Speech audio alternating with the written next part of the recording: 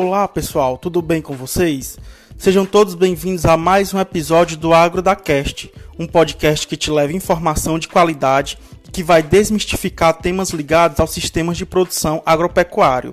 Eu sou Yuri Lopes e hoje, junto com Alice Fontoura, vamos trazer para vocês um tema bem interessante para a produção agropecuária na nossa região semiárida, a conhecida criação de bovinos.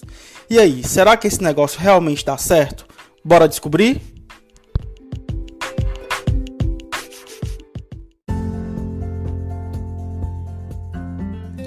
Como já discutimos por aqui, toda e qualquer atividade agropecuária tem sua representatividade cultural e histórica, e até mesmo aquelas questões de desenvolvimento da região semiárida através da geração de renda, seja ela a criação de aves, suínos, ovinos e caprinos.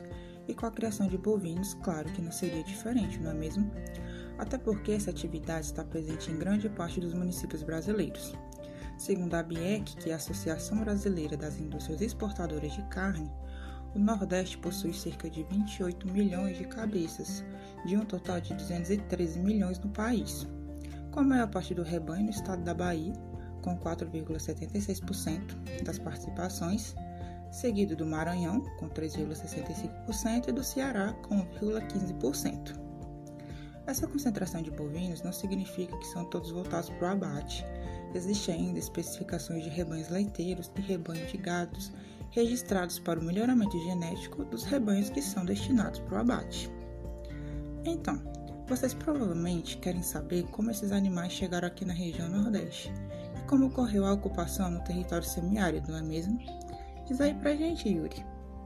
Bom, Alice, como bem falamos lá no 7º episódio, os bovinos adentraram no Brasil pela chegada dos colonizadores, nas expedições de Martim Afonso de Souza, por volta de 1533, juntos aos cavalos, bodes, ovelhas e galinhas.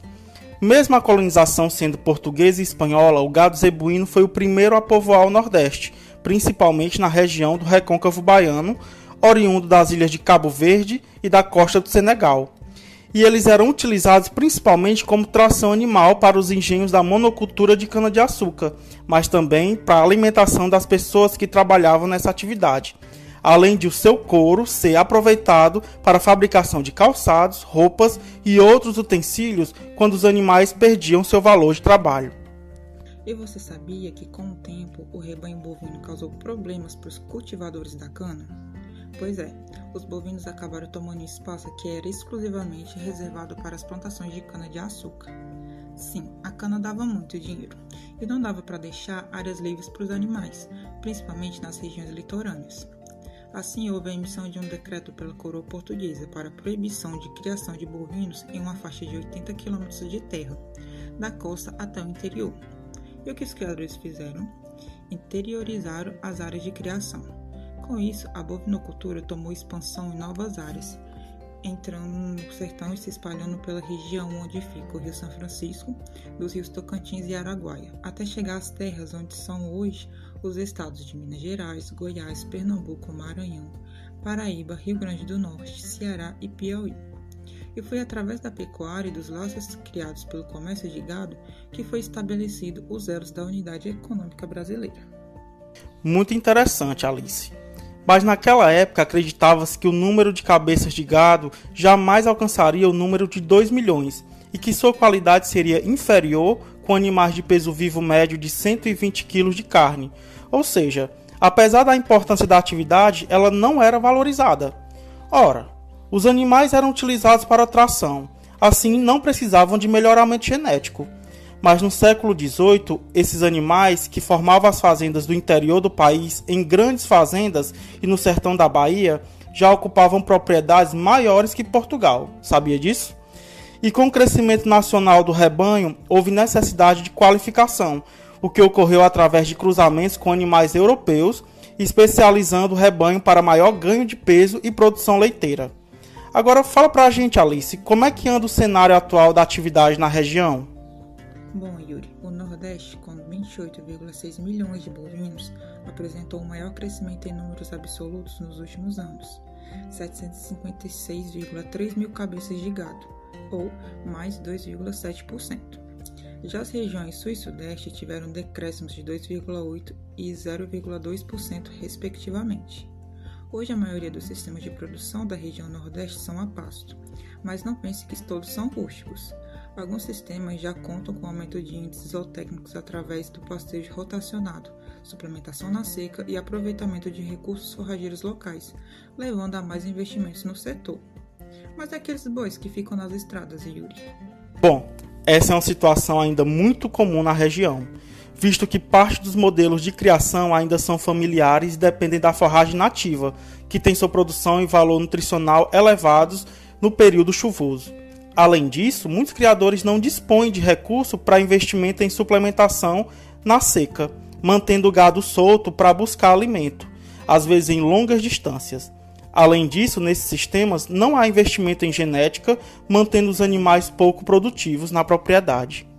Na pecuária leiteira, mesmo com o preço do leite pago ao produtor subindo 2,3% e chegando ao recorde de R$ 1,98, a relação de troca leite-milho nunca esteve tão baixa, sendo necessários 47,21 litros de leite para a aquisição de um saco de 60 kg de milho, aumento de 20,78% em relação a dezembro de 2020.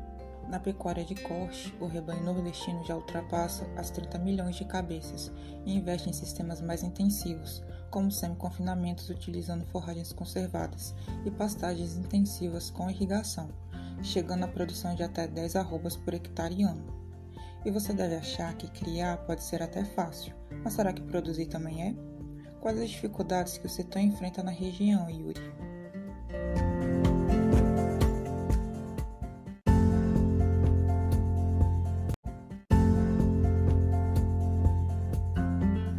O mercado físico do boi gordo, Alice, ainda não registra preços altos, mas a disponibilidade está diminuindo e os frigoríficos começam a enfrentar um pouco mais de dificuldade para a composição de suas escalas de abate, o que reduz a oferta e eleva o preço para o consumidor. Esse fator pode estar associado ao produtor não conseguir manter a alimentação concentrada dos animais, visto que o milho e a soja, que são os principais ingredientes, sofrem reajustes constantes, com preços que tornam difícil a manutenção da alimentação concentrada do rebanho. Mas já vamos falar sobre isso, tá bom? E para piorar, esse foi um ano de pouca chuva em algumas regiões do Nordeste, o que dificulta ainda mais que o agricultor tenha uma boa safra de grãos. Isso reflete diretamente na engorda do boi, pois além de menos grãos, reduz-se a quantidade de subprodutos gerados que são utilizados por muitos produtores.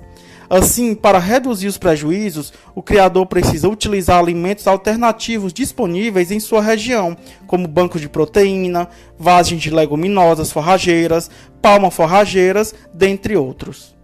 E aí veio a pandemia e as coisas mudaram. O Instituto de Economia Agrícola, o IEA de São Paulo, em 2020 indicou que a pandemia do Covid-19 trouxe diversas mudanças no comportamento da população e com o aumento da taxa de desemprego e a redução da renda média familiar, houve um aumento na tendência de consumir proteínas mais baratas, como as carnes brancas e produtos embutidos e processados, o que, associado ao fechamento de estabelecimentos como restaurantes, churrascarias e outros, diminuiu a demanda pela carne bovina na mesa do brasileiro.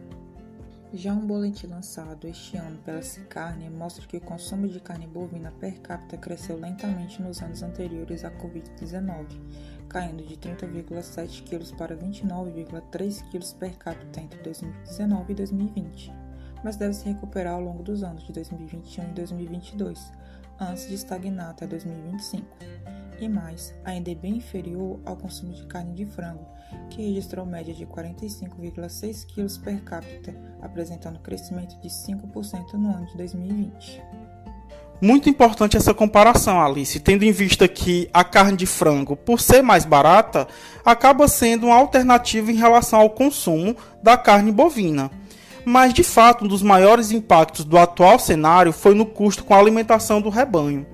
Com a valorização do dólar e o aumento da demanda de alimentos pelos países da Ásia, houve um aumento no preço dos grãos, com o milho apresentando um incremento de quase 20% no preço nos últimos meses. Olha só. Negociado a uma média de R$ 100 a saca, o que faz com que os produtores sintam na pele as dificuldades de se manter e ter lucro no setor. Na pecuária leiteira, mesmo com o preço do leite pago ao produtor subindo 2,3% e chegando ao recorde de R$ 1,98, a relação de troca leite e milho nunca esteve tão baixa, sendo necessários 47,21 litros de leite para a aquisição de um saco de 60 kg de milho, aumento de 20,78% em relação a dezembro de 2020. Na pecuária de corte, a demanda externa por proteína animal, principalmente da China, valorizou os animais e elevou o preço do bezerro para a recria, o que refletia em um aumento de quase 35% no preço da carne que chega nas prateleiras brasileiras. E isso é reflexo tanto do menor poder de negociação do pecuarista, que hoje compra 3,4 sacas de milho por arroba de boi gordo, sendo uma das piores relações de troca desde 2015, quanto pela manutenção dos animais para exportação, o que reduz a oferta para o mercado interno. E vocês certamente devem ter ouvido falar daquela história de que onde se cria um boi se cria 5 cabras. E aí, Yuri, será que procede? Isso é bastante difundido em várias instâncias, Alice, seja no campo, seja na universidade, mas como nós estamos aqui para desmistificar, saibam que essa é uma ideia errônea propagada contra a criação de bovinos aqui no semiárido. Tem-se a concepção de que onde se cria um bovino de 450 kg de peso vivo, que equivale a uma unidade animal, pode-se criar 10 ovinos de 45 kg com a mesma equivalência. Esse é um erro que pode causar superpastejo da área e, consequentemente, degradação da pastagem, pois desconsidera o peso metabólico dos animais. E ainda é importante esclarecer que bovinos não disputam o mesmo espaço que caprinos e ovinos, sendo inclusive recomendado que essas espécies coexistam na mesma área de pastejo para otimizar o uso da pastagem nativa. E isso ocorre porque cada uma dessas espécies tem hábitos de pastejo bem diferenciados.